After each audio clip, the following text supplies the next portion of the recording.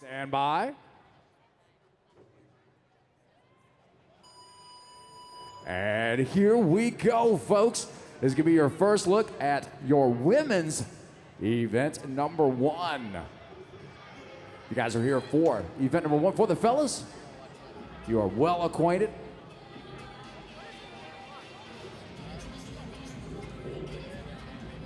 Got to start with that 3,000 meter row on the concept 2 rower. They'll then transition to 300 double unders, 100 at a time. They'll advance every 100 from block to block in the area specified there for double unders. And then they will get on the assault air runner for a 3-mile run. 49 minutes, the time cap on this event. Event record,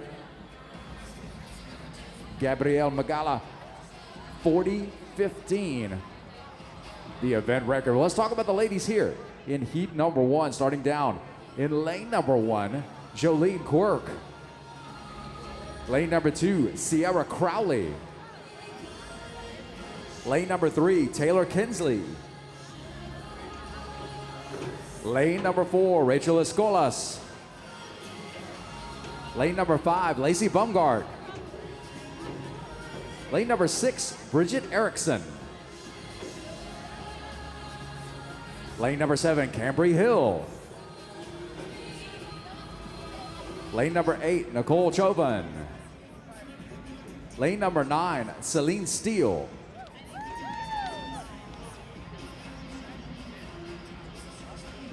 Lane number 10, Erin Vendendriesch. Lane number 11, Jessica Schwartz. Lane number 12, Taylor Richter. Lane number 13, Fee Sagafi. Adele Willis in lane number 14. Becca Merritt, lane number 15. Lane 16, Mary Kay Drysilker. Lane number 17, Kara Pasley. Lane number 18, Jennifer Alberg. Lane number 19, Mandy Newsom. And lane number 20, rounding out our first heat of women individual athletes, Danielle Cook.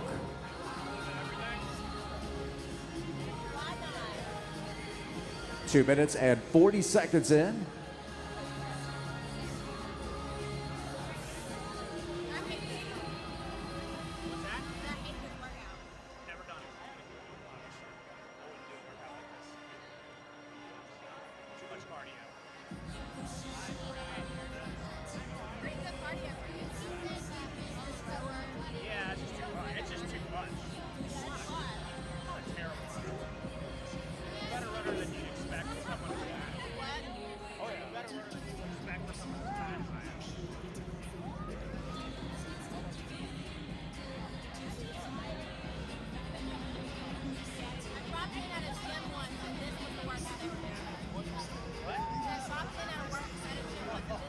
.49-minute time cap in place. Definitely a workout. We have seen the lead change hands as they leave one element going to the next. Seen it several times thus far that the leader off the rower may not be the leader coming out of the double unders or going into the final stretch of the run.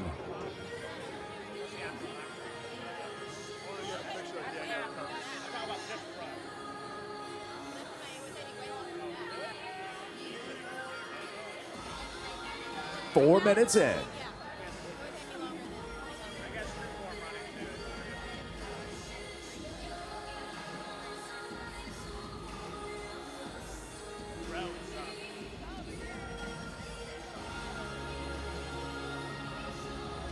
As our women's individual athletes are pushing their way through their 3,000-meter row, going to recap some of our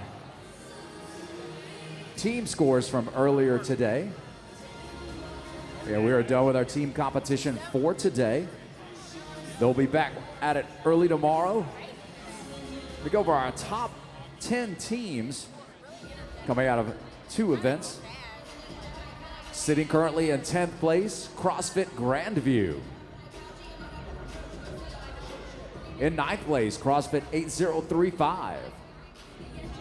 In 8th place, CrossFit Alpha Dog. In 7th place, CrossFit Mayhem Independence. In 6th, Three Kings Black. In 5th place, CrossFit 417. In 4th place, OC3 Black. And tied up for 2nd place, each with 164 points going into day number 2, CrossFit Kilo 2 and CrossFit Kilo. Both teams under the Kilo banner sitting in the top 3.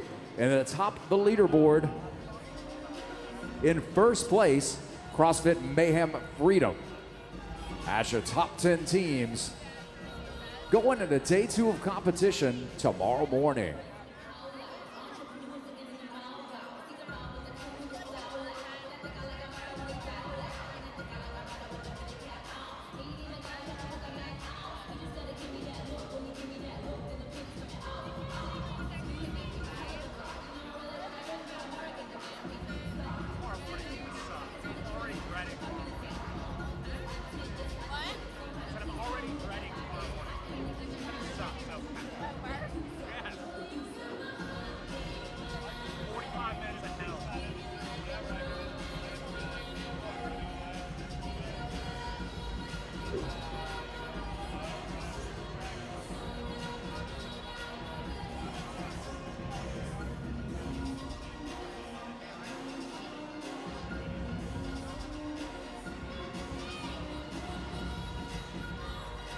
Coming up on 6 minutes and 45 seconds.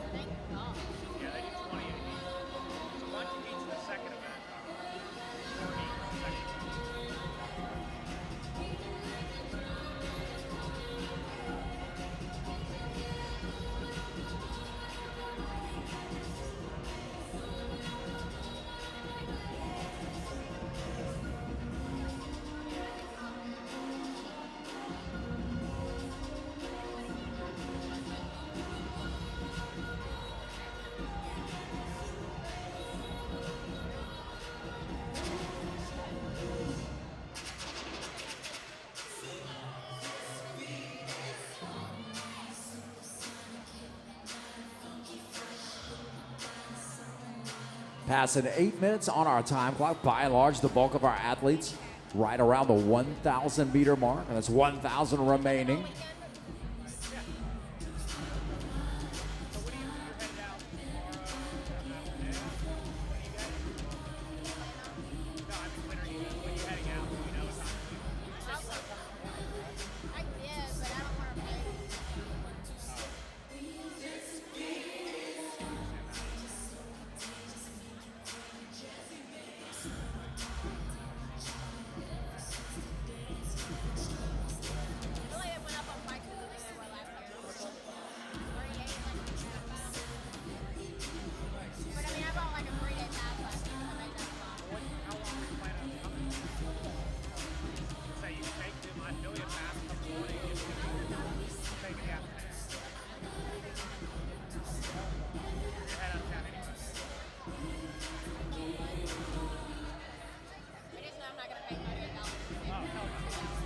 Okay, passing 9 minutes on the clock. The bulk of our athletes digging down deep into that last 1,000 meters.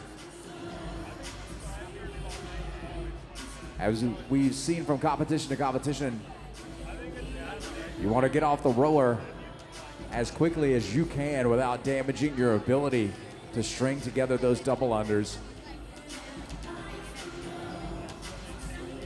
or hit that air runner.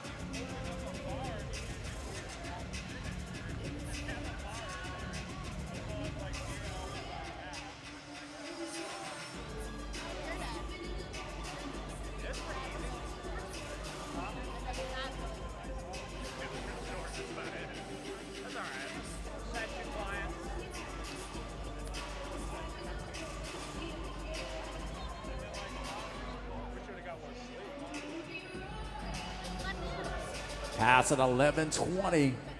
Should see the hands going up of our judges next to the leaders in this heat here very shortly. Our leading athletes probably going to roll off the rowers between now and that 12-minute mark.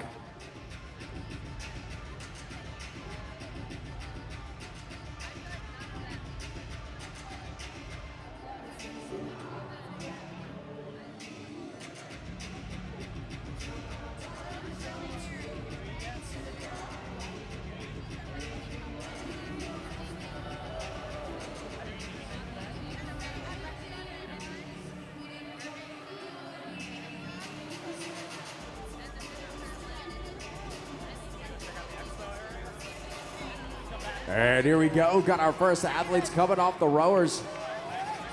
A little bit of a jog.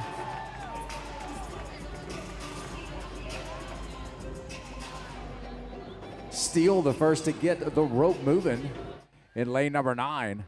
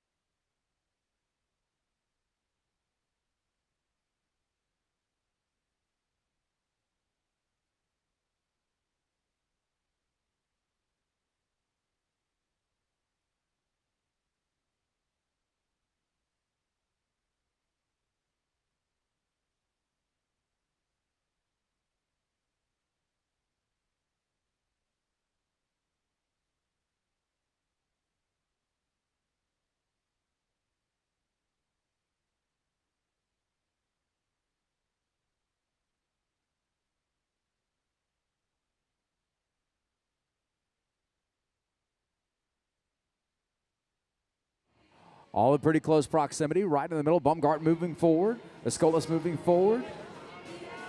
Steele. Vandendriech. Schwartz. Rector all moving forward into the second 100. Newsom also on that 200 block.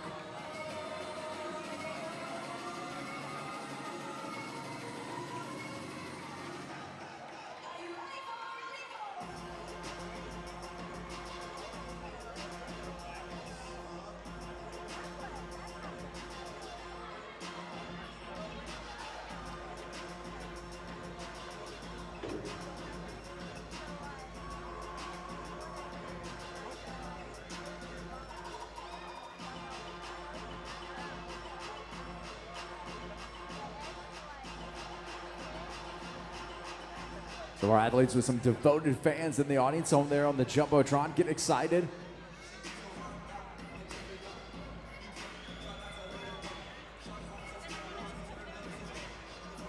Rector Schwartz both advancing into the final 100. Vandendriech and Steele joining them.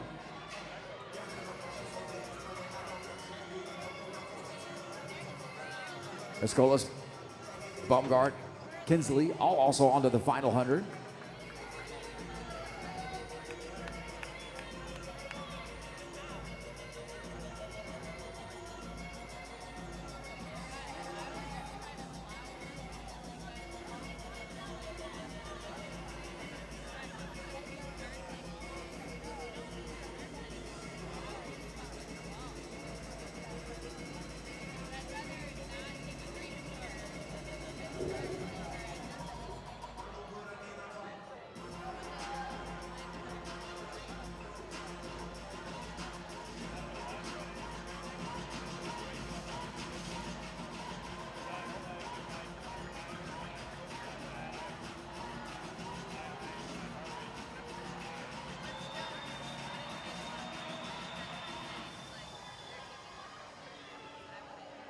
Schwartz and Rector onto the run.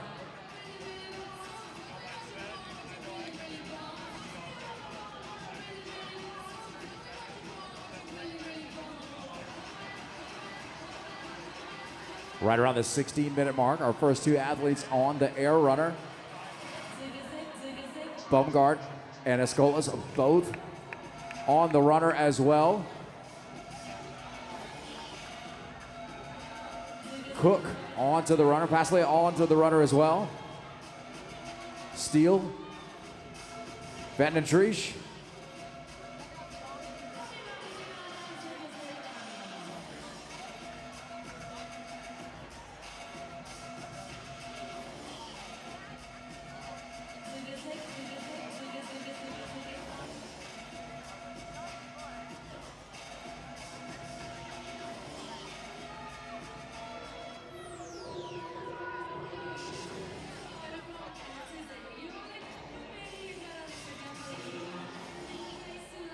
Sagafi onto the runner.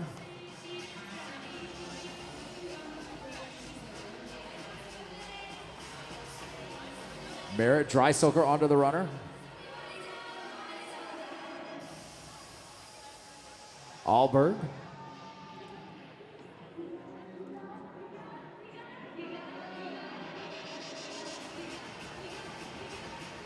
Schwartz now establishing herself as a leader. Schwartz in lane number 11.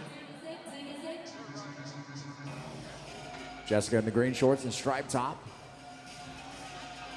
Rector one lane away in lane number 12, moving into second. Taylor in the peach colored top, black shorts. Your 1 and 2 for the moment. We'll keep you guys apprised. 18 minutes on the clock as these ladies dig into the final leg of this triple three event.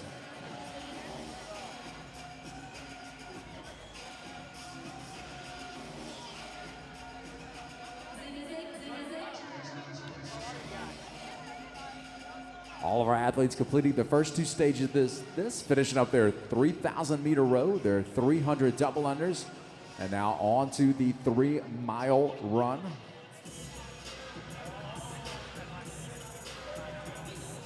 (4,800 meters total on the run. Schwartz, Rector in the lead.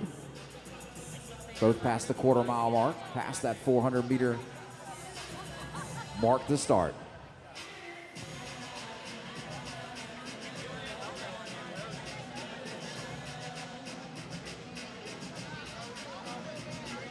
Steele putting herself in third. So you're 1, 2, and 3. Schwartz 1, Rector 2, Steele 3. Escolas and Baumgart also advancing to 4 and 5. Sagapi, Erickson, and Kinsley also finishing up that first 400.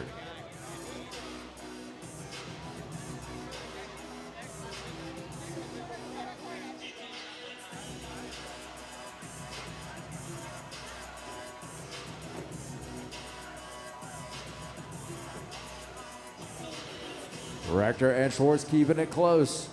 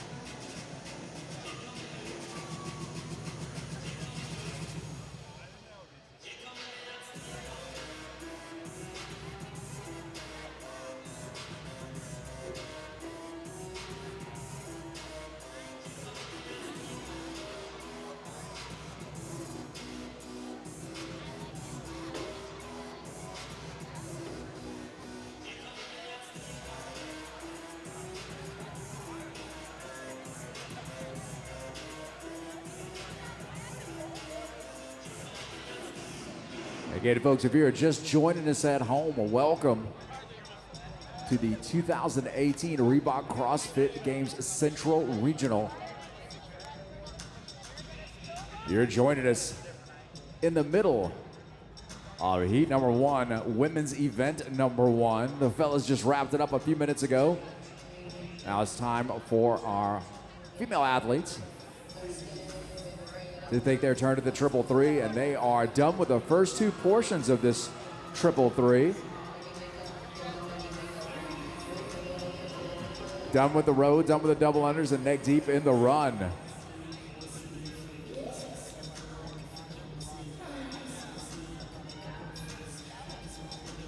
About half of our athletes finished up with the first 800. Working on the next 400-meter leg. 22 minutes and 15 seconds elapsed.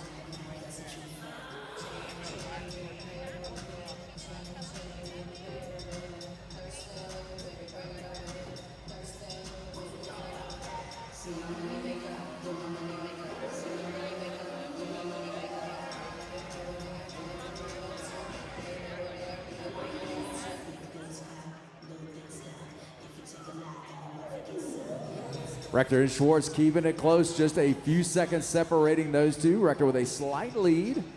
Rector in lane number 12 in the peach top, black shorts. Schwartz 1 lane away in the green bottoms and white and black striped top. We're coming up on 23 minutes.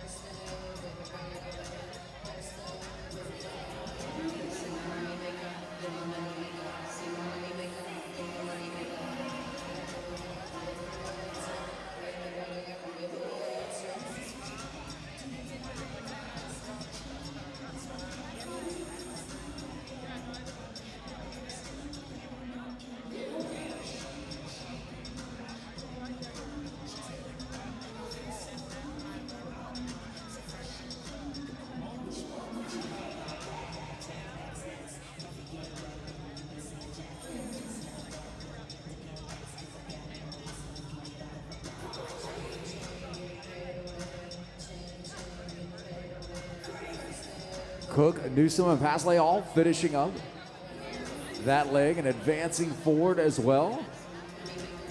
Your top 5, you guys can see it from the stands. Very visual display with the chess pieces. Bumgart, Erickson, and Escolas all advancing as well.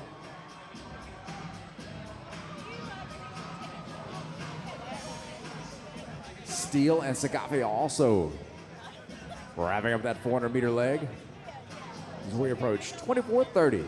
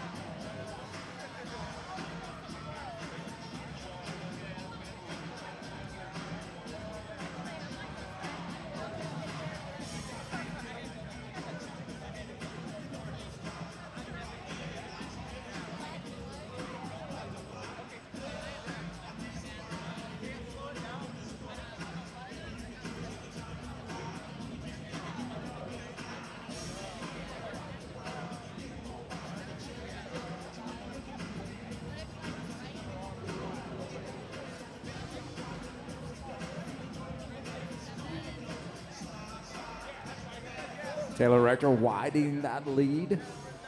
Rector in lane number 12 pulling ahead just a bit more.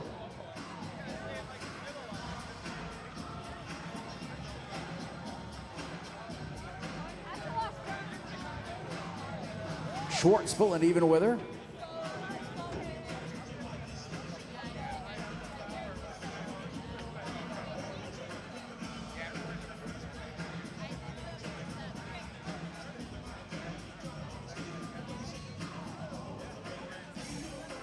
Cook and Newsom along with Pasley all holding on to those top 5 spots.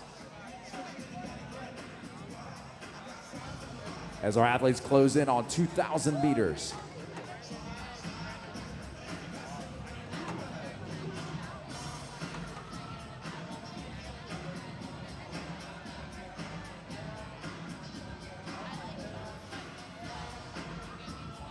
Baumgartner Erickson keeping it close. Sagave and Escolas both doing the same.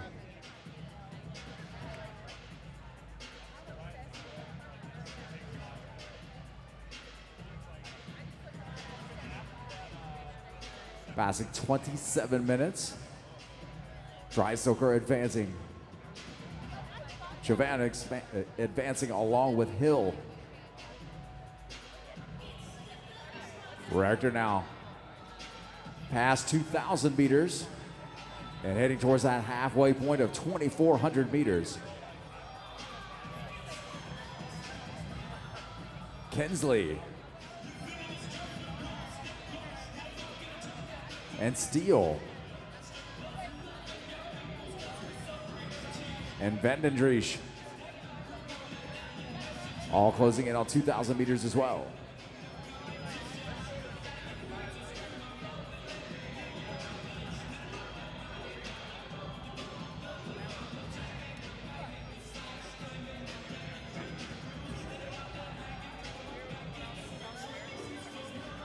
So it is Rector 1, Schwartz 2,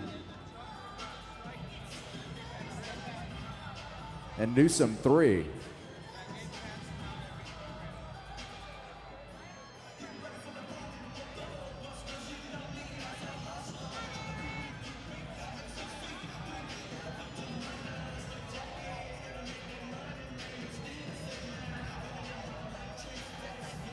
Escolas now moving into 4th. Cook rounding out your top 5.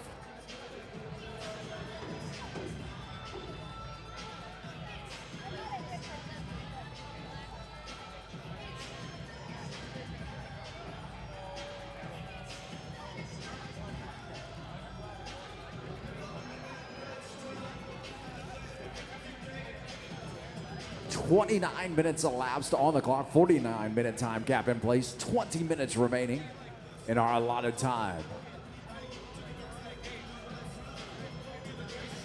Erickson and Baumgarten finishing up that 400-meter leg, advancing past 2,000 meters.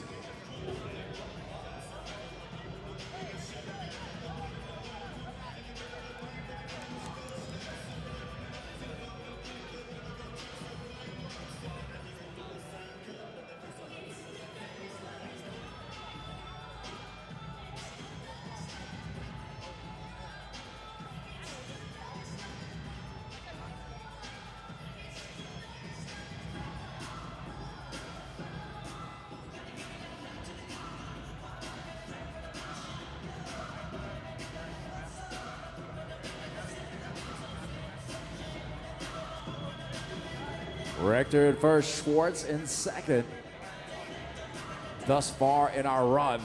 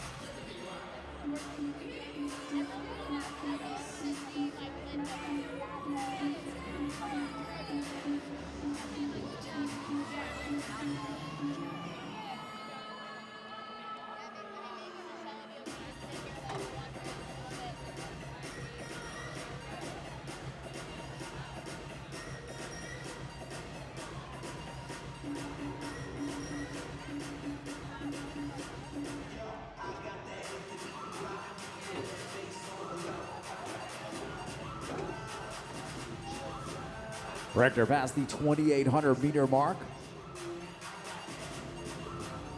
32:45 on our time clock.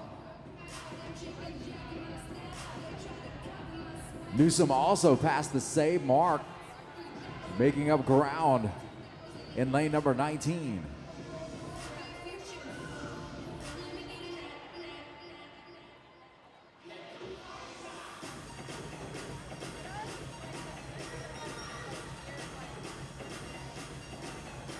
Schwartz advancing past the same mark, hanging on to a spot in the top three.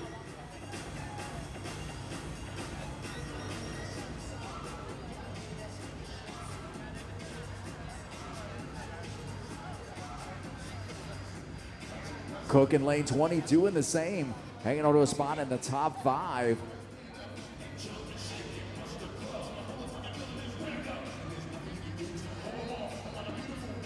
Past lane number 17 also advancing forward. Past the 2,800 meter mark.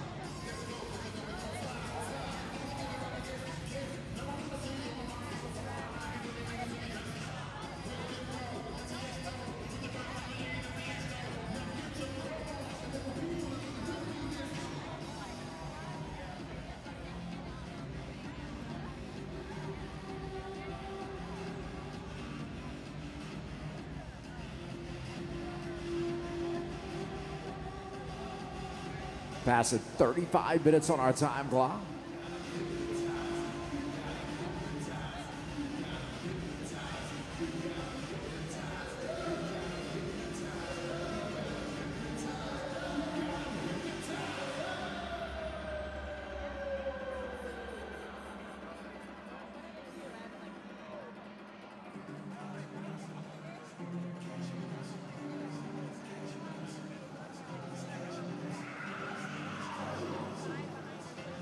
Taylor Rector, lane number 12.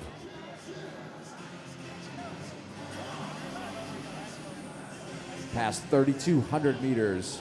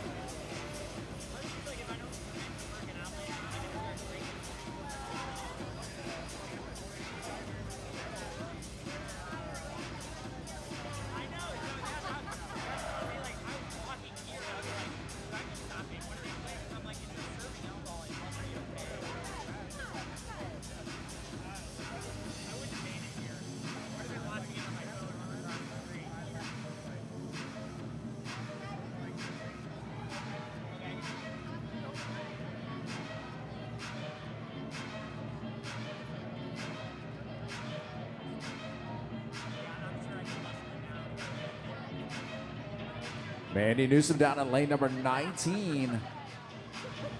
Advancing past 3,600 meters, your leader now. Rector falling to second.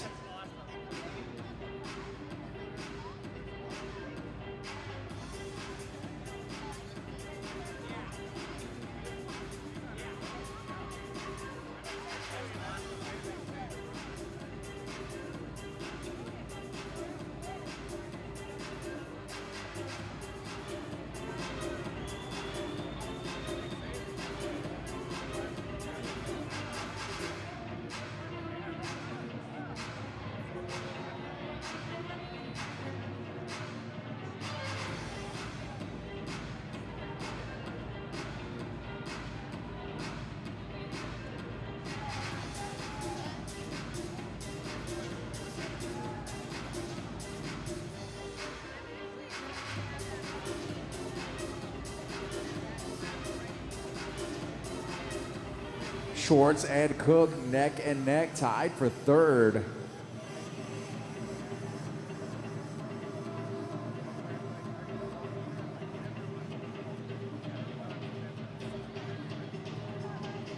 Karla pulling into fifth place, rounding out your 1, 2, 3, 4, 5 athletes here in heat number 1.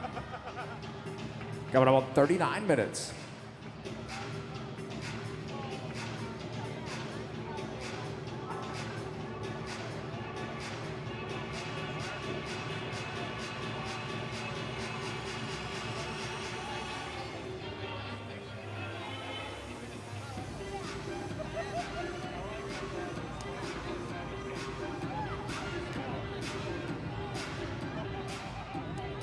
Newsom passed 4,000 meters in lane number 19.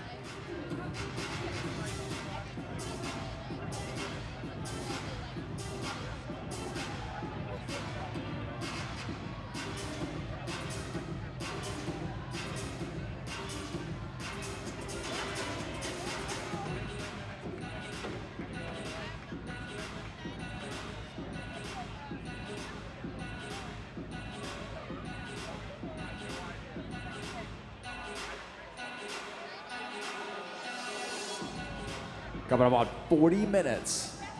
Get a 49-minute time cap in place. 9 minutes remaining, athletes. 9 minutes.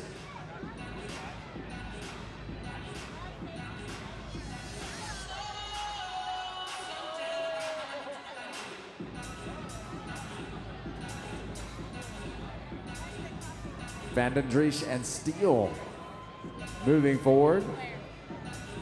Rector now joining Newsom in the last 800 meters of this run.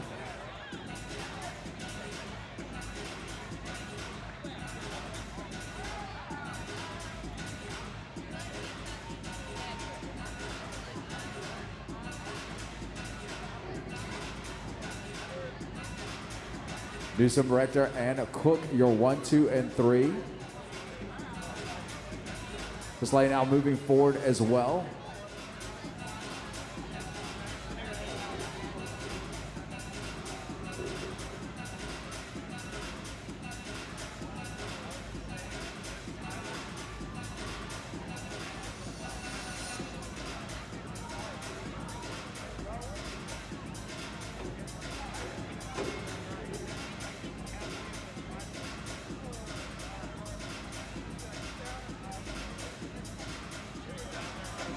And it looks like Newsom down to the last 400.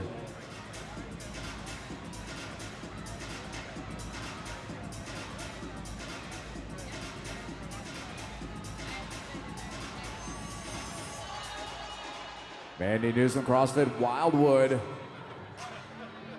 putting the pedal to the metal in the last mile or so of this to pull into the lead.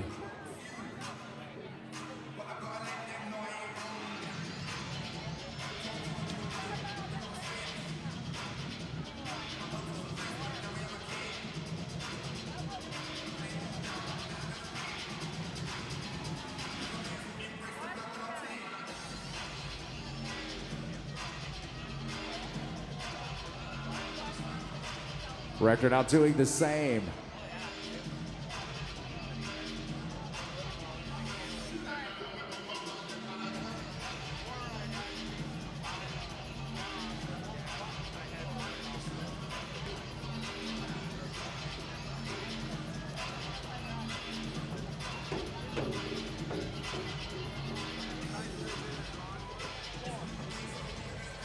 Hand in the air for Rector.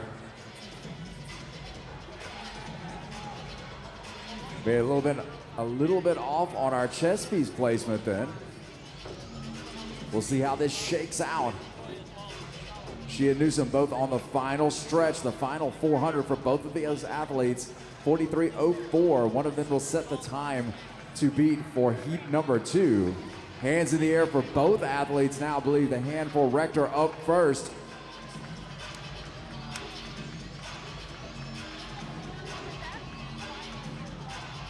Rector in the center in the peach top. Newsom in lane 19, and Newsom departs the rower, and she will sprint it out. Big smile on Mandy's face, and she slaps her chest piece over, finishing up right around the 43:32 mark. We'll get you an exact time here in just a second.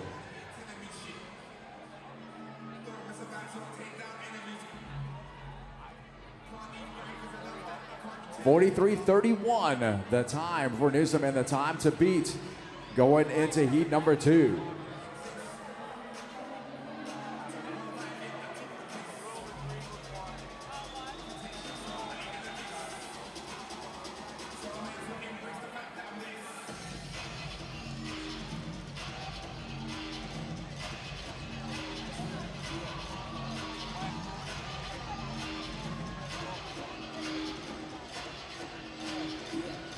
Our athletes pouring it on here in the final 800, some down to less than 400. Hand in the air for Rector. Sagafi, Schwartz, Cook, Pasley, all in the final 400.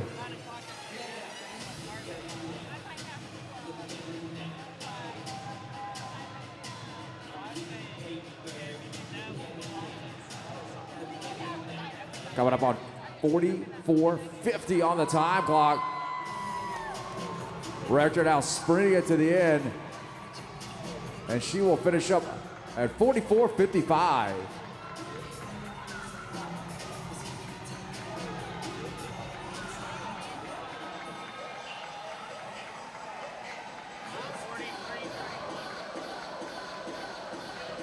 Number of athletes moving into that third place spot for contention for that third place spot.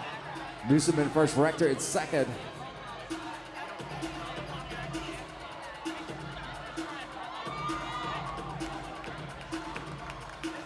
And Cook will finish up, wrapping it up in third place in heat number 1. Like 45:31.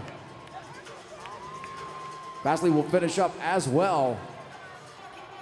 45:42 for Kara.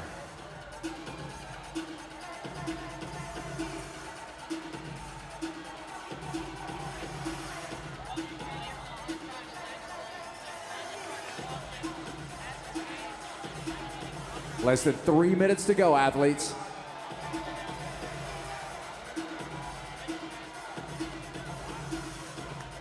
Schwartz on her final sprint. And Schwartz will finish up around 46:18. Sagafi in a bit of a foot race with Erickson, but Sagafi's gonna edge her out, also just ahead of Bumgard.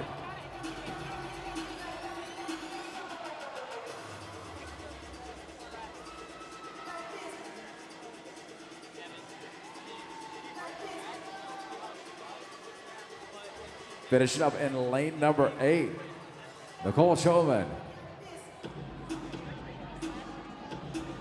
Around 46:54.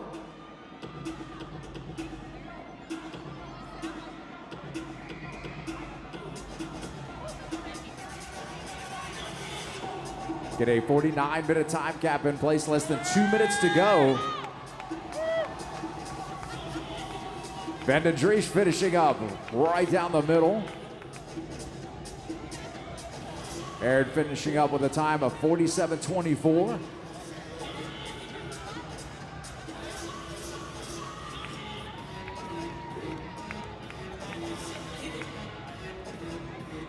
Rachel Escolas finishing up. And Hill will cross the finish line as we approach 48 minutes.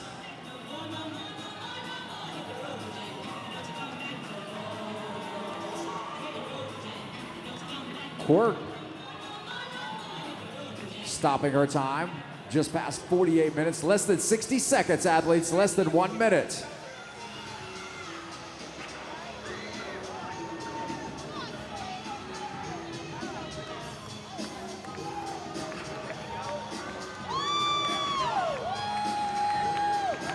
Tricycle finishing up. Steele and Merritt will close it out. 30 seconds.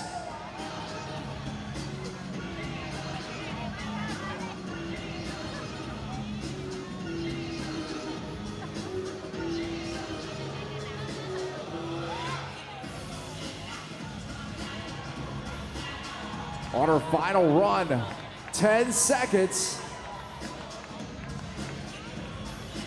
Kinsley will finish it up. We'll count it down. 3, 2, 1. And that's time. Big round of applause for all the athletes. And we're just going to get right to it. 10 seconds till we get started. And away we go with the longest test in the history of regionals, 49-minute time cap for our top 20 qualifiers coming out of the Open. And what it looks like is that these ladies are going to need almost all of it. It's such a hard test. The assault air runner just beats people up. See the Heat 1 athletes still making their way off the floor as we get underway with, again, this is the top 20 in a field where 15 of the 40 athletes are making their regional debut. Experience could be at a premium, especially games experience. And this is going to be an interesting way to start the day with, well, and also yet tomorrow, the first half of this competition, 3 events that are testing very different things. No question about it. We're looking at Christy Aramo, just that endurance background. This event plays directly into her strengths. I expect to see great things out of her. And if we look at some of the athletes that might take a different approach or have a different background, well, we might look at somebody like Brooke Wells, who's coming from a barbell strength background. This event might be really, really difficult for her, but it's going to be interesting to see how both of them do with this high-level programming.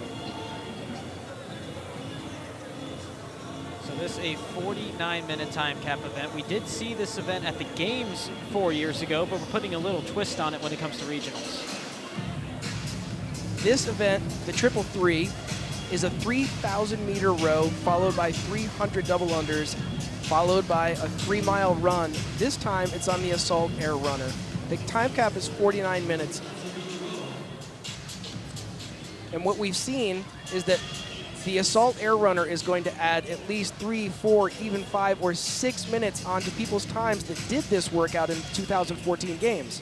Now, of course, that assault runner, the third part of this event, there's 2 parts prior to that, virtually a 5K. So over the course of this event, what are you looking for from our lead athletes?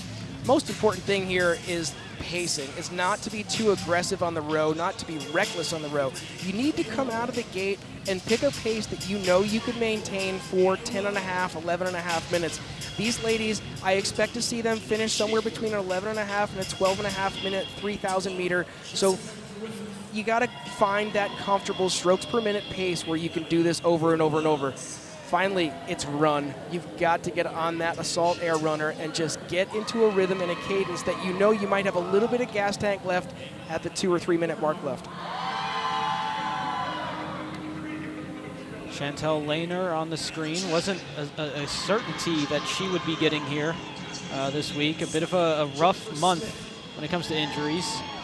Well, you mentioned earlier that she had she heard something pop in her back about 3 or 4 weeks ago, and she's basically had to rest. And it's such a tricky thing for an athlete of her caliber, where you get so close to the event and you don't want to lose your training stimulus, but you also need to let your body recover. Very difficult thing to do. Now, these are the athletes here in Heat 2, chasing the time from Heat 1, 43:31. That time set by Mandy Newsom, and she's with Mike Arsenault. Mandy, this is your first appearance at a regional competition as an individual, and you start off with a heat win. Now, you told me running is not your forte. First of all, I don't believe you, but so why was this such an effective event for you? I think in this event, practice was going to be key, and so my coach, Mike, bought a true runner, or an air runner for me and said, look, we're going to do this day in, day out, warm up, cool down, and then we're going to test this twice. Its familiarity, I think, was the key with the runner and how to keep pace. It's very touchy. So if you knew how to keep a pace, then you're pretty good. You mentioned your top mile time on flat ground was around 6:48. What pace were you able to keep on the air runner through that 3 miles? I kept anywhere from probably an 8:36 to sometimes I went up to about a 9.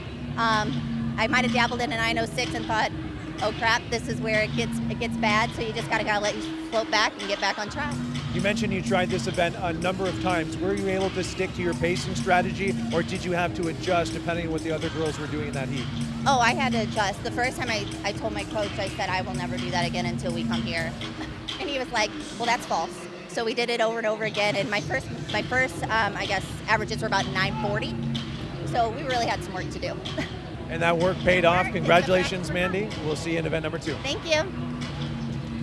Thanks, Mike. As Mandy Newsom setting that time to beat, and that was some interesting information that she gave us there when it comes to the pacing. Well, we've been discussing, for the last couple of days about what does the assault air runner do to a person's time, to their mile time, to their split time, and she just told us that it's 6:48 is her best mile, but her average was 2.5 minutes more than that. So huge swing in output.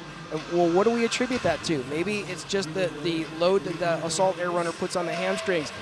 But whatever that reason is, it adds a significant amount of time. So look at our monitor for the rower. So we're nearing the halfway point as indicated by that number on the top as it's counting its way down from 3,000 meters. But what else are we looking at on the screen? Middle of the screen, biggest numbers, we're looking at 2:02, 2:03. That is your split time for 500 meters.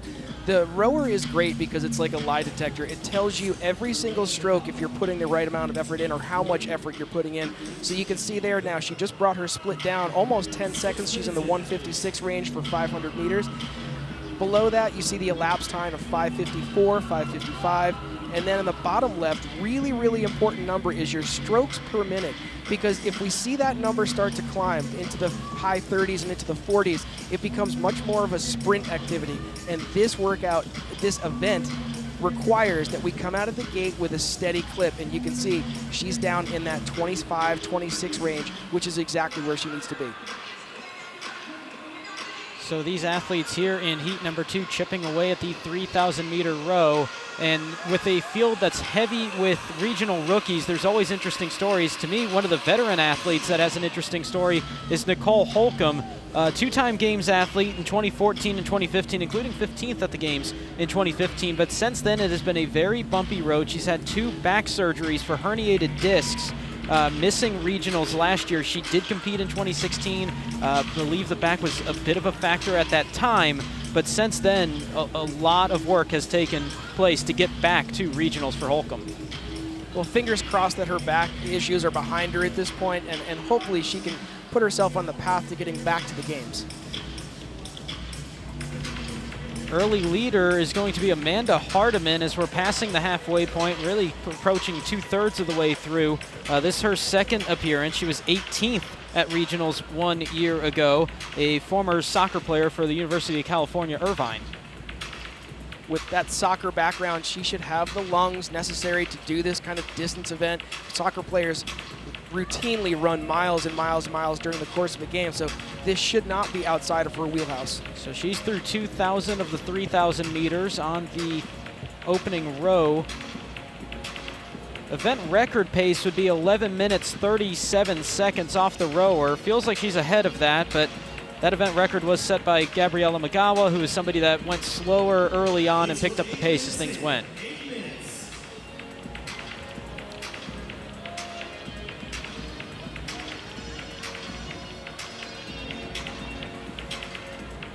Another one of the Games veterans, somebody looking to get back for the second time, Jessica Griffith, the fittest nurse on earth in the Open the last 2 years, actually recently quit her job, started her own business, also so she can focus on competing full time. So it's an interesting shift for somebody like Jessica Griffith.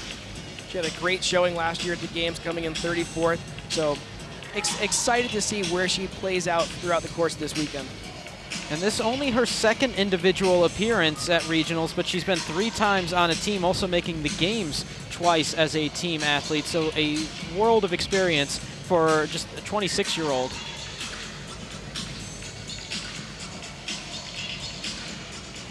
Starting to see some of the athletes start looking around, maybe to the monitors that might be visible. I'm guessing that's kind of hard from where they are, but maybe you can pick up some kind of information, or maybe watching the strides of everybody else. yes and no. You can go ahead and look around, but is that really going to change your pace? Is it going to impact what you're doing? You can only, you're not going to win it at this part of it. You have a half an hour run coming up. So there's still so much time left in this thing. Everybody, what we've seen in the men's heats is everyone comes off the rower within about 30 seconds of each other. Chantal Lehner, the #1 seed out of Central East. We spoke about her past month where she really hasn't done a lot of training after injuring her back. Here she is. It's going to be real interesting to see how she handles this opening day of competition, trying to get that confidence back, I would imagine. As we take a look back at Amanda Hardiman, the early leader at the 2,000-meter mark. As we hit the 10-minute mark. On the opposite end of the floor, we have Karla Walford, the 13th seed out of North Central, 34 years old, and she finds herself in the #2 spot here on the row.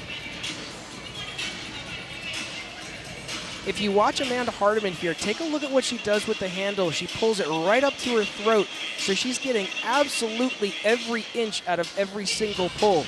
And you can see the athletes to either side, they're pulling it right into the center of their belly. Is it the most efficient way to pull it up into your throat? Probably not, and a rower would tell you not to do that. But she's getting every single inch of that pull, and maybe that just squeezes her out just a half of a meter each time. That's what's giving her the advantage right here. Should be getting pretty close to seeing a judge's hand go up for either Hardiman on the left or Walford on the right. They're the top two here. We close in on that 3,000-meter mark.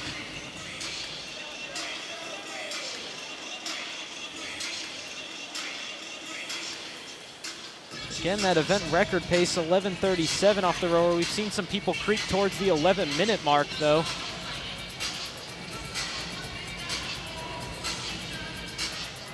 And completed with the 3,000-meter row at 11 minutes and 27 seconds is Amanda Hardiman.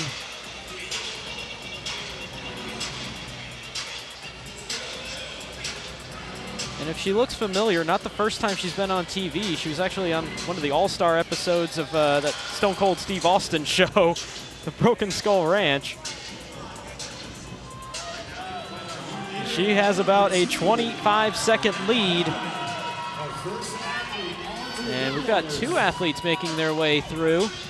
In lane number 9, we'll also have Amanda Barnhart, as we'll be joining Karla Walford in our top 3. And now here comes the swarm of athletes off the rower, and this is a sight we're getting used to over the last week and a half. That's exactly what we've seen, is that the leader comes off the rower, and within 40 seconds, the rest of the troops all follow. There's Amanda Barnhart out of Centerville CrossFit, an affiliate that's also sent a team here this weekend.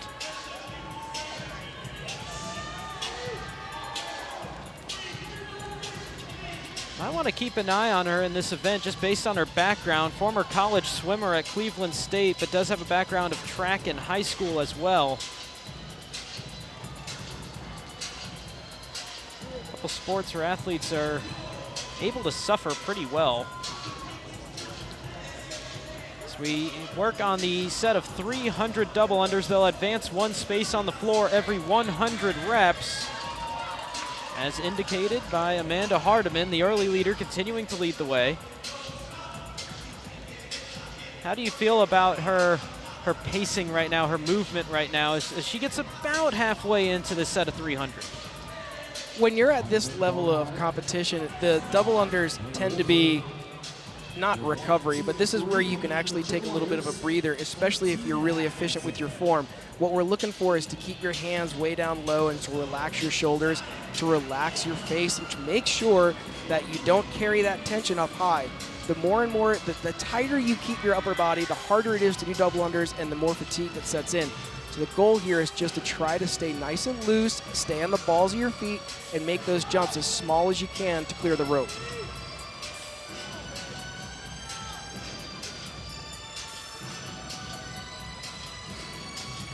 A a look at everybody in the field navigating the set of 300 double unders. Nobody's made a break for that final 100 just yet. Just for an idea what kind of pace we're looking at, event record 15 minutes, 15 seconds to get through the 300 double unders. And now out in front will be Amanda Barnhart in black and red, but there's a couple of athletes making a move with her, including Brooke Wells on the right side of the screen. Kelly Jackson also sneaking into the picture in lane number 6. Typically, the pace for double unders is about 2 reps for every second. So if you're looking at 300 reps, barring any transitions whatsoever, you've got about 150 seconds of work to do. So you've got 2.5 minutes of double unders, short little transition time. The goal for these girls should be to move across the floor in under 3 minutes on the double unders. Kelly Jackson making her way through the field. She's actually taking the lead, and that's not an unfamiliar position for her. 7th regional appearance. She has made the games a couple of times. Wasn't far away from making it 1 year ago either.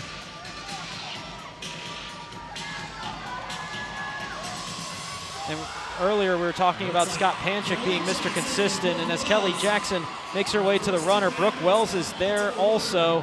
So they're going to be the new 1-2. How about this stat line for Kelly Jackson? Always in the top 10, no matter what year at regionals. 6th, 5th, 6th, 3rd, 5th, and 7th in her career.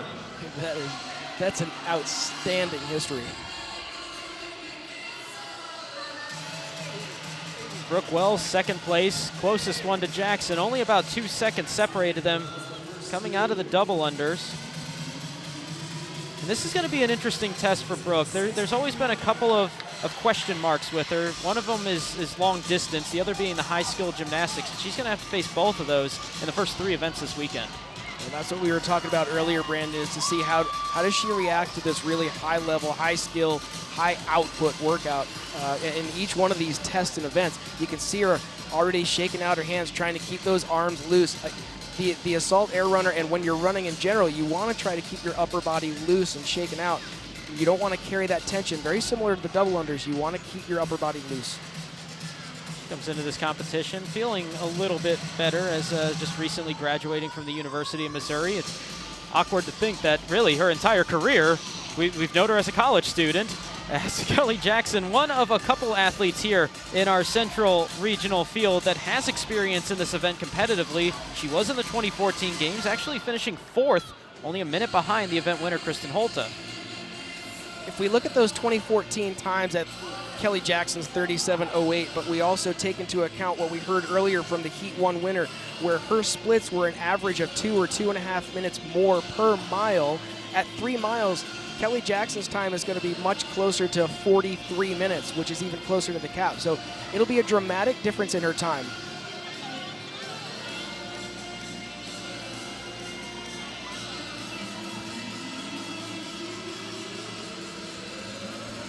Very early on. Good time for a photo op, it seems. They're trying to get somebody's attention. As the athletes, well, at this point, they're only going to have a little bit of information, and that comes from those chess pieces on the floor, and they're only going to indicate which 400-meter segment they are, so it's very little information to go off of. How does an athlete react to something like that? Most experienced athletes, they're going to be taking a look at the chess piece, but it's not going to dramatically change their pace on the treadmill. There's not a whole lot you can do. You can't take a sprint, especially not at this point when you know you've got 25, even 30 minutes left. You need to be comfortable in your own pace and know how much capacity you have left in the tank. Now, when it comes to CrossFit in general, you think distance events, you'll think Sam Briggs, you'll think Kristen Holta. When it comes to this regional, you will also throw in the name Christy Aramo, and she has found herself out in front early on in the run, and that might be danger for everybody else in the field. She looks really comfortable. Stride looks great. If I'm looking at her in lane 3 in the center screen in blue, she looks really, really comfortable, not laboring one bit.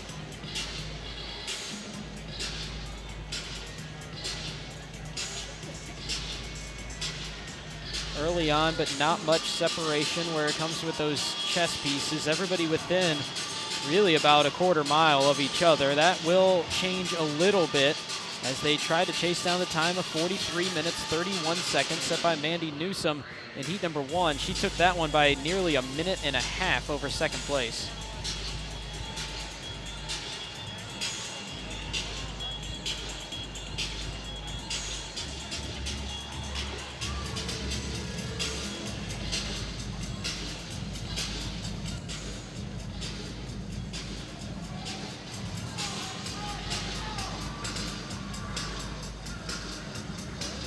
Athletes navigating the early going on this, how difficult is it if you're making your regional debut? I'm going to assume that some of the athletes have been able to get on one of these before this weekend at least, but if you're new to it, how is that adjustment going from regular running to hopping on an assault runner? Well, I think what we heard in the last heat, the heat winner in the last heat, she talked about, well, her coach went out and bought her one so that she could get some time on it because it is so much different than running on the road. So I think at this stage of the game, I think it'd be very difficult for you to make it to this level and have never stepped on one of these things. You have to have this in your arsenal. So I'd be really shocked if this was anybody's first time on this thing. But it does correct your form as you're running, and it fatigues the hamstrings more than running on the road.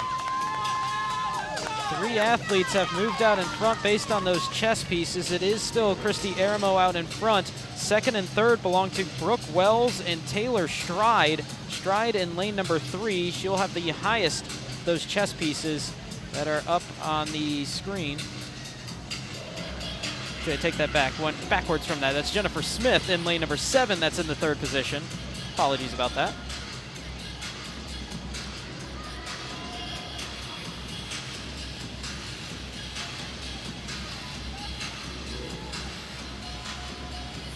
So at this point, it's just you and the assault runner, and for more there, we go to Mike Arsenault. Brandon, Rob, typically when you think of a run at the end of a workout, you can kind of turn your brain off and just move forward. It's a little bit of a different experience on the air runner. The mental focus necessary is immense because you can't just run. You have to be thinking of your cadence, your stride length, and also your foot position. So you want the balls of your feet near the top of the runner or near the front of the runner so you can propel the track behind you. So you need that good running form and able to have a fast pace. And what we've seen so far is many athletes are running at 2 to 2.5 minutes slower on their mile pace on an air runner than they would on flat ground. And we have seen a couple athletes actually have to walk throughout the 4 heats on event 1, reminiscent, of course, of Rich Froning walking during the 333 when this event was in the games back in 2014.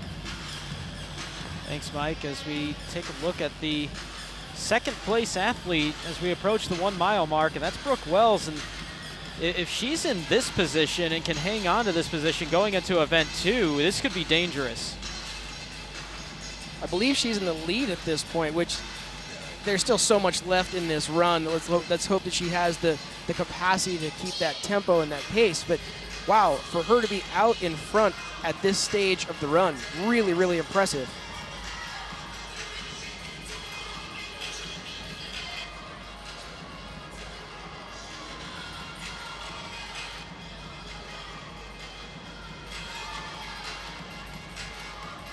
Athletes working their way past the 1 mile mark as we start the 2018 Reebok CrossFit Games Central Regional, sending 5 men, 5 women, 5 teams from here to Madison. And somebody that's already got their ticket punched to Madison in the Masters division, finishing 4th place in the qualifier, is Kelly Holm. And she joked online, but it's pretty honest. She said that she's gone backwards here. She had 3 kids.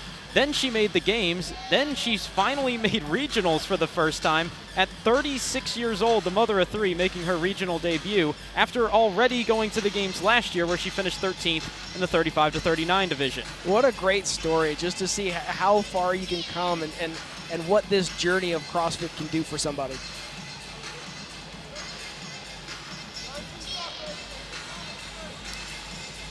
We are about halfway to our 49-minute time cap. That took about half of heat number 1, maybe about 8 of that group of 20. See Aramo and Wells both with that chess piece moving about in line with each other. It's a slight advantage, at least based on when the judge moved that chess piece. for Aramo, but really within a second of each other. And we came into this heat saying that it's going to be a polar opposite day for Aramo and Wells, and they find themselves leading the way here in event number 1. Well, event 2 is going to play to Brooke Wells' strengths. We know that. You throw the barbell in her hand and she's going to wing that thing around. But this is really surprising to see. Now, when it comes to the long-term portion of this event, as we're still only about halfway through the run, you gotta favor Aramo, somebody that in 2011 in the national championships for Olympic distance triathlon, she finished 7th in her age group. A slight bit of experience here in stuff like this.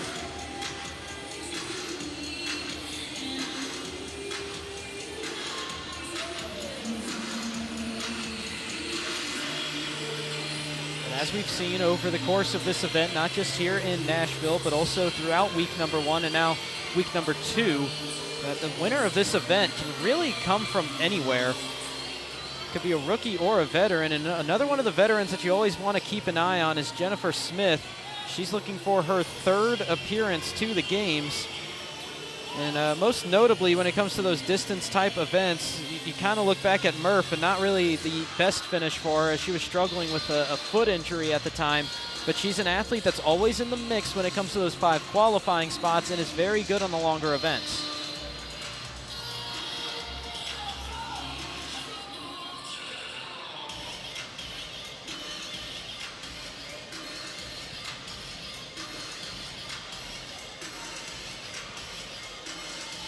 Seven athletes, 8 athletes now within a quarter mile of the lead. As the march of the chess pieces is slowly happening across the floor here at the Music City Center. This might be giving flashbacks to some people looking at the monitor during the half marathon row at the 2013 games. Just watching little 8-bit boats making their way across the screen.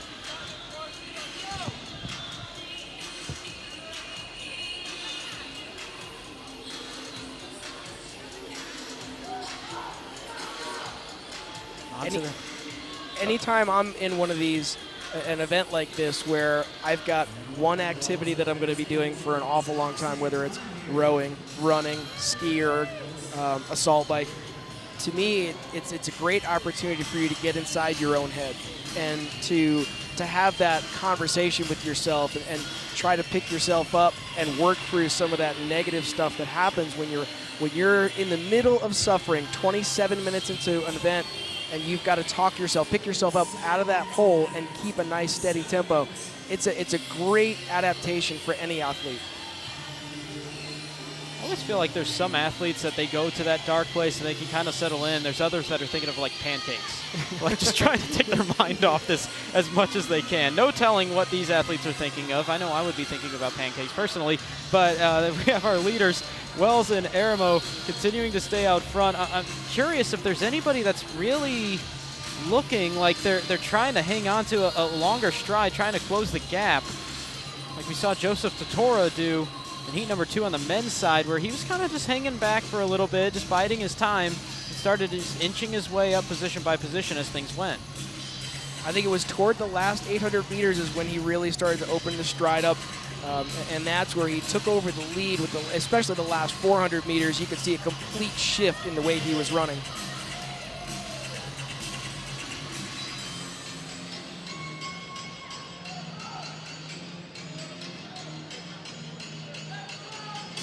Still not a lot of separation, and that's not really a surprise. You can only really go so fast to try to split yourself from the rest of the field on this.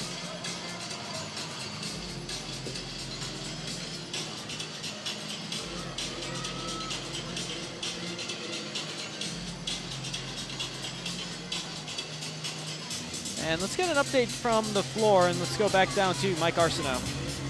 Thanks, Brendan. I had a chance earlier to talk to the men's event number 1 winner, Drew Wayman, and I asked him, well, what does go through your mind? You guys have been mentioning it when you're on the air runner for 3 miles. What he did, he actually has a favorite running route at home, which is 3 miles, so he actually visualized that route, the entire 3 miles, while he was running here, and that kind of helped usher him along the air runner and see those chess pieces continuing to move toward the finish line.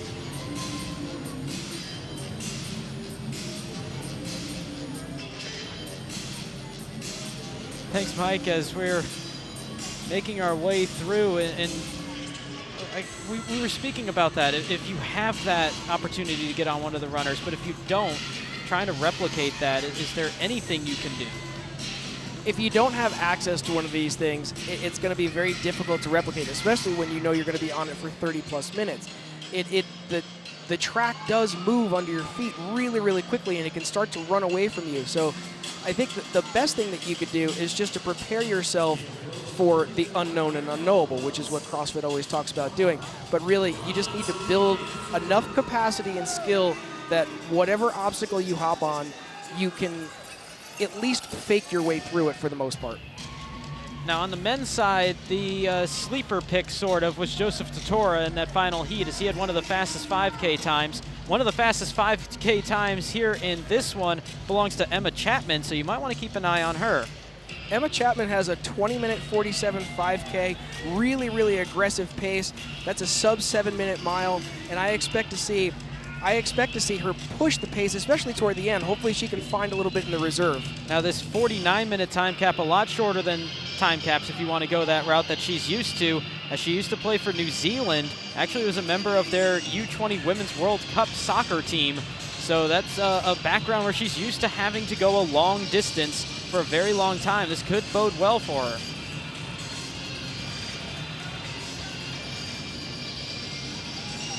And this is about that point where we start seeing athletes slow down and start to get a little bit of discomfort. And we're seeing a much slower stride than what we saw at the start for Janelle Schaefer. That's just above a walk. And early in the heat, we had her smiling and putting the hand up, trying to get attention from somebody in the stands. And now we see something completely different where this is a lot of labor. She's barely trugging along, and it's going to be a very long event for her. Now, one question I do have about this, though, is say you know that this isn't going to be a great event for you. Do you kind of reserve yourself a little bit and take that hit in hopes of saving yourself for the rest of the weekend?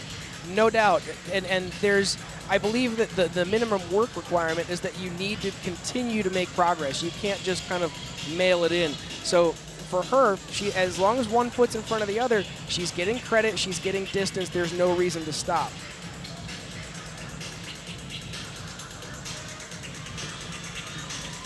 Christy Aramo continuing to lead the way. It's really been her and Wells 1 and 2 since they got onto the assault runner. Aramo a year ago in the run, swim, run event at the games, it was her and Toomey that were going back and forth on the final portion of that event. That edge in the end went to Toomey just by a little bit.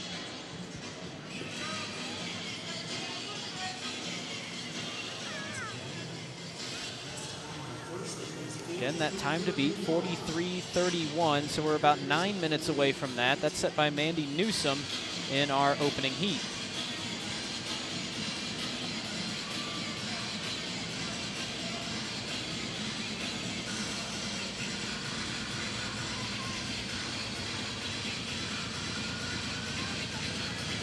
For the three on screen, it's Lehner on the left, Wells in the middle, Griffith on the right. We're still seeing a pretty consistent pace and a stride that we saw from early on. No doubt, and if you look, one thing that's very telling is to look at somebody's facial features as they're running and as they're putting in that effort. And all three look really relaxed. They still don't look like they're not doubled over. There's no stitches in the side like we saw in some of the earlier men's heat. They actually look pretty comfortable given the fact that they're 33 minutes in.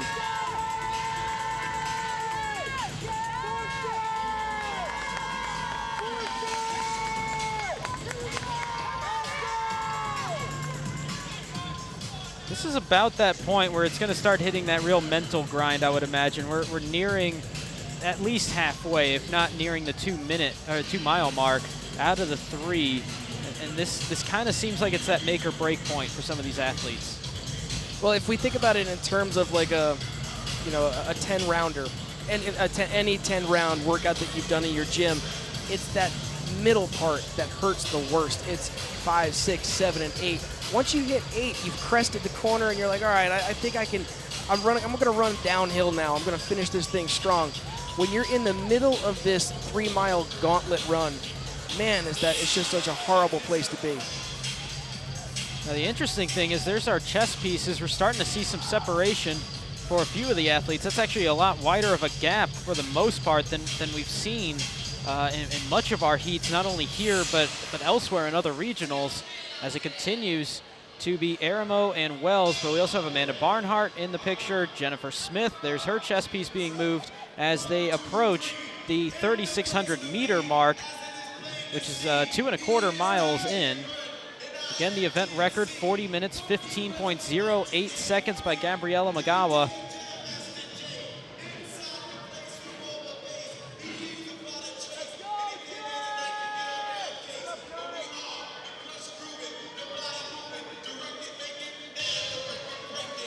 I don't know about you, Brandon, but when I run, it doesn't look like that. It looks so relaxed and comfortable, and the stride is so natural.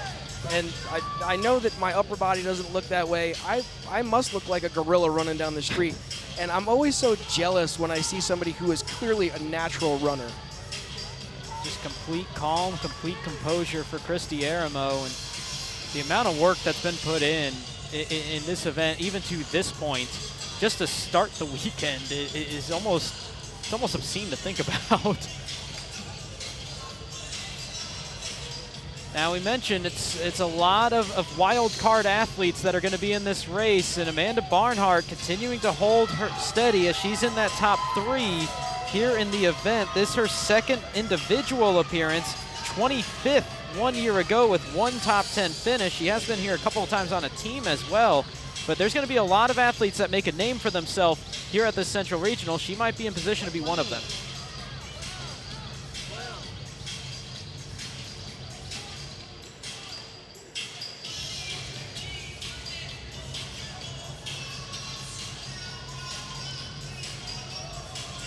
Those chest pieces getting closer and closer. Christy Aramo is about a half mile away. Brooke Wells about a half mile away. And there's been a lot of talk on Instagram from her coach, Ben Bergeron, of just they've changed her athletically. They've made her into a different athlete, and this was basically going to be a show of that. You always think power with Brooke Wells. How about this performance in a distance event? Like we've talked about, throughout the course of this event, I kept expecting that the pace would start to fall off, that you can't hang with a natural runner like Aramo. But clearly, she's not just hanging. She's doing a great job. She's keeping that same steady pace, literally from the first step till now.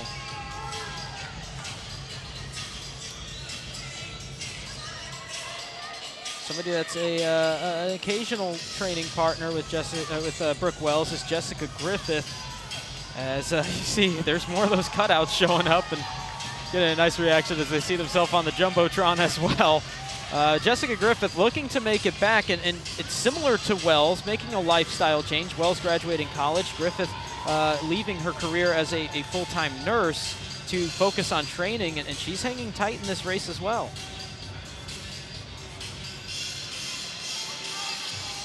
Last half mile underway for Christy Aramo, and her pace is starting to pick up just a little bit.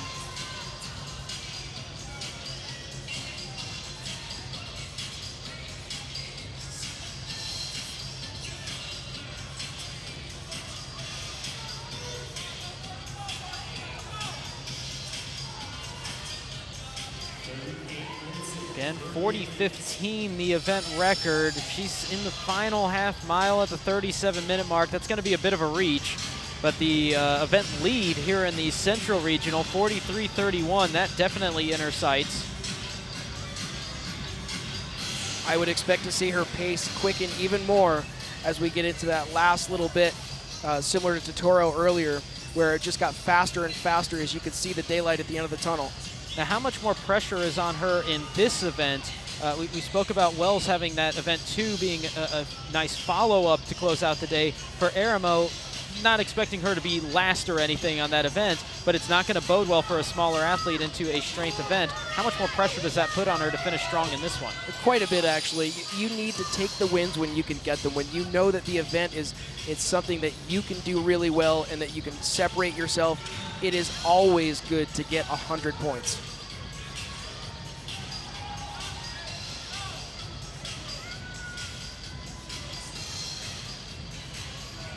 Looks like Gabriella Magawa's event record will stand, as we're about a minute away from that. It's the impressive 19-year-old that just barely missed on qualifying out of Europe. Continue to hold on to that event record, at least for a couple more hours, as West Regional is still going on.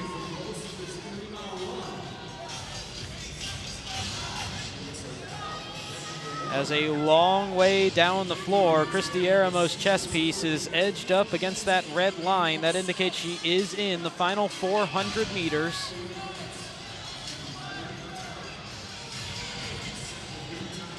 "40 minutes in, she still looks very calm.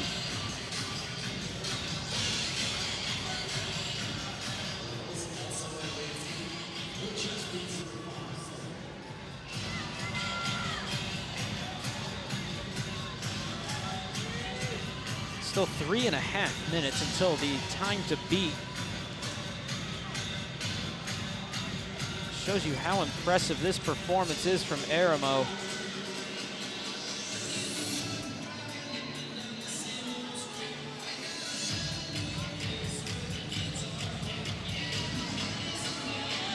For Christy Aramo, it's been an interesting journey. Of course, 2 consecutive appearances at the games. But it took her a little bit to get that momentum going, as she was kind of chipping away position by position leading up to her first appearance. And once she got to the games for that first time, it was almost like the dam broke. Really impressive climb. It was 16th, and then a 10th, and then a 5th, and then a 2nd. It just kept getting better and better and better.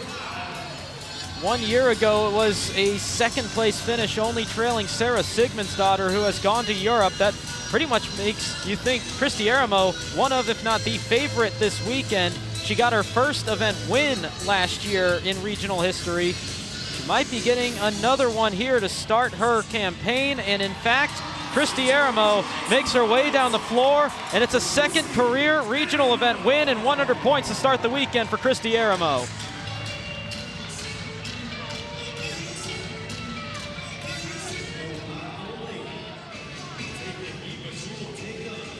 Any other heat, we've seen the athlete that wins just basically collapse onto their back right after, and Aramo already walking around.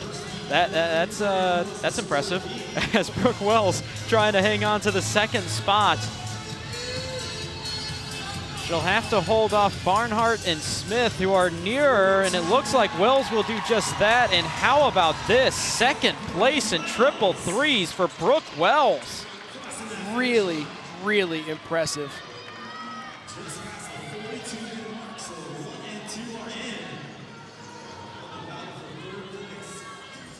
There might be something to that building a different athlete comment that's been made online with that performance. 3rd place in this heat could still be 3rd place in the event, as they're still behind, or still in front of the time of 43:31. We got a minute until that. Barnhart and Smith, the 2 closest to it. Never know if anybody's making that charge late. Starts picking up the pace in that last quarter mile. And we got Amanda Barnhart making her way off the runner, and she'll take 3rd in the heat, 3rd in the event. And those are going to be 88 huge points to start the weekend. That's going to be her first career top 5. Amanda Hardiman, the early leader, hops off the runner, and she's going to be our 4th finisher. That is a solid performance to go that good of a position coast to coast like that.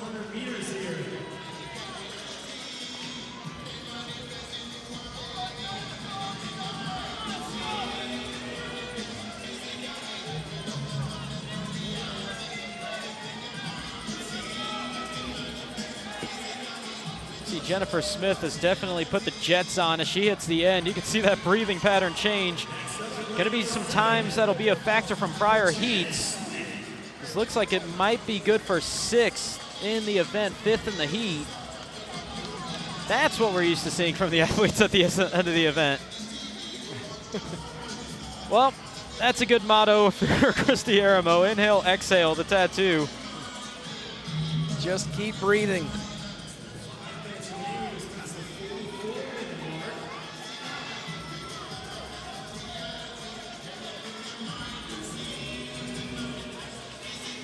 On the runner in lane number 3, I'm not sure if that was starting to cramp or if she just misjudged how much was left, but Taylor Stride making her way across it. Yeah, you can see the fatigue in the legs there as she got to the end of that one.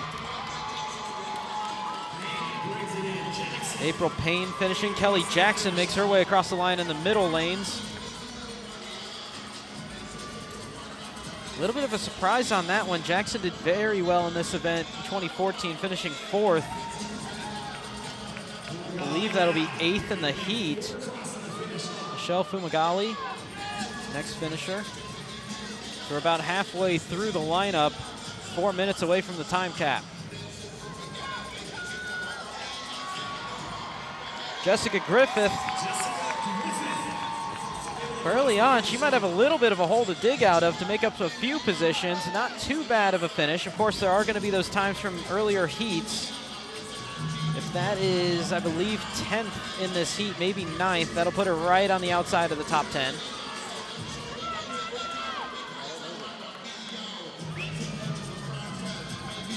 what I was trying to watch for, and I could never see it. I think the lower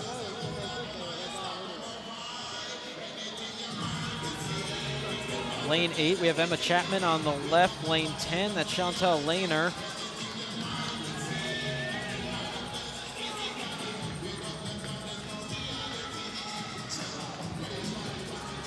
This is a nervy position for a couple of young athletes in terms of regional experience, where they enter top 3 seeds out of the Central East for both of them, and seeing a lot of athletes go by. Chantal Lehner is going to have a foot race, and she will take that position just ahead of Megan Scales.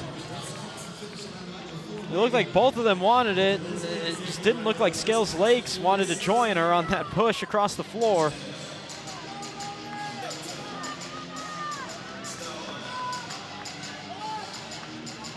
Two and a half minutes. No real correlation, but it's kind of interesting how most of the field remaining all on the near side. Next finisher, lane number 15, Kelly Holm. Here comes Emma Chapman, number 3 seed. She sees that she's got a little bit more effort that she's got to put into that, and she'll pick it up, and she will hold on to that position over Karla Walford. In the final 2 minutes, we've got 5 athletes left on the assault runner. I believe the next finisher will be Nikki Nuccio, lane number 1. Her judge's hand up in the air.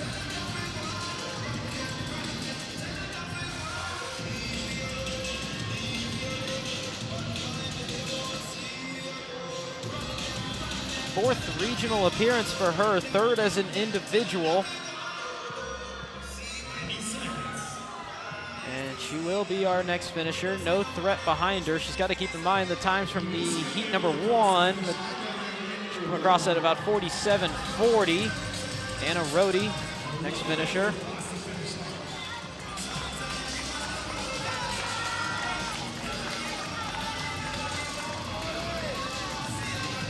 That leaves 3, and our next finisher on lane number 18, Marcela Honeycutt. She'll make it in at right about 48 minutes.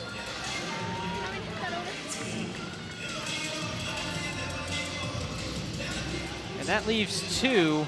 In lane number 13, Janelle Schaefer, and in lane number 17, Nichole Holcomb.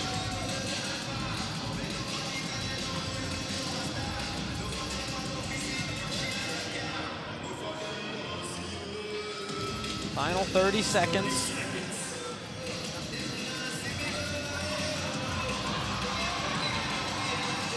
And here comes Holcomb in at 48.40.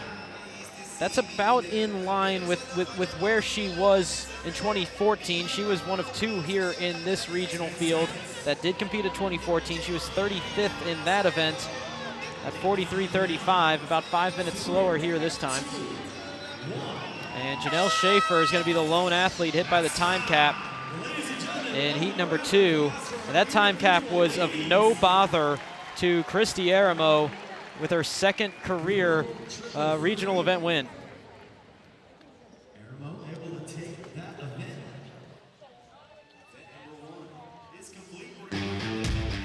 Looking back, we saw Amanda Hardiman lead on the rower, so strong, making use of every single inch of that pole all the way up into the throat.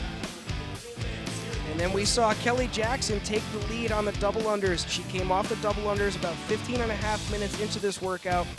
And then as we see this workout progress, just like it has throughout the course of the day, it was Christy Aramo who picked up the slack on the runner and kept the pace from start to finish once they hit the runner.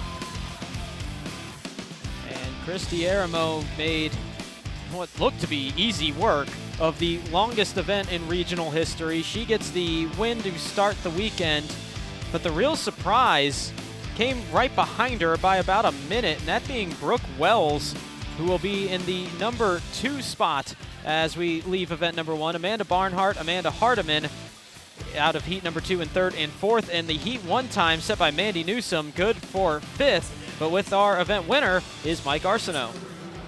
Christy, I think event number 1 is the definition of a wheelhouse event for you, and you showed us why with 100 points. When this event was first announced, what was the first thing that went through your mind?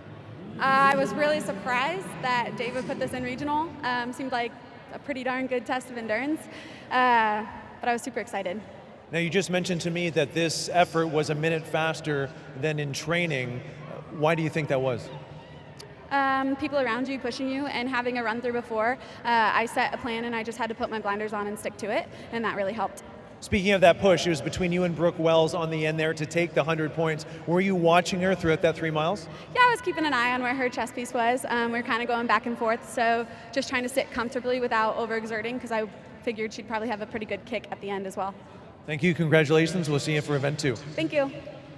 Well, coming into the weekend, the thought was Christy Aramo and Brooke Wells were going to be pacing the field, and after the opening event, they're in 1st and 2nd. But that's a test without barbells. There's going to be plenty of those coming up next as we get ready for individual event number 2 in just a few moments.